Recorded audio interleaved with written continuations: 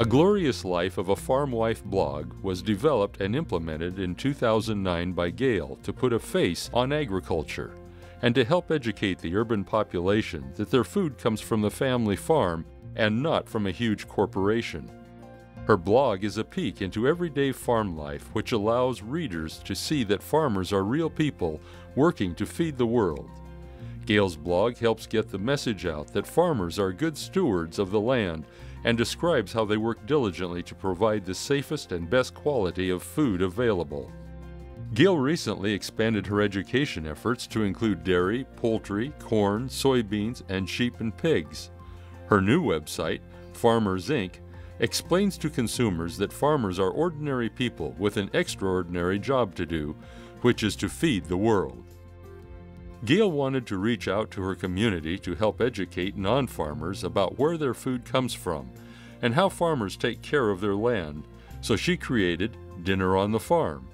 She focused her efforts on well-educated people who vote and have a passion for food. She visited the manager of the food co-op in Moscow, and an announcement was made in the co-op's newsletter. The first guests included the manager of the food co-op, the executive director of the Moscow Chamber of Commerce, and a professor at the University of Idaho. Dinner on the Farm has become a talked-about event in the Moscow-Genesee region. A dinner invite has become a coveted slot.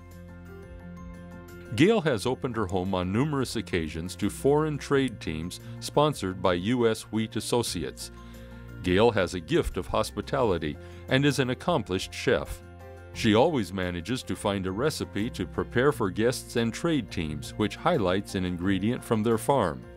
The Andersons have also hosted meet and greet receptions for congressmen to help educate farmers on farm policy. Idaho State Senator Dan Schmidt says, Gayle gives a healthy perspective of the farming way of life to many here on the Palouse who may just drive by the rolling green fields.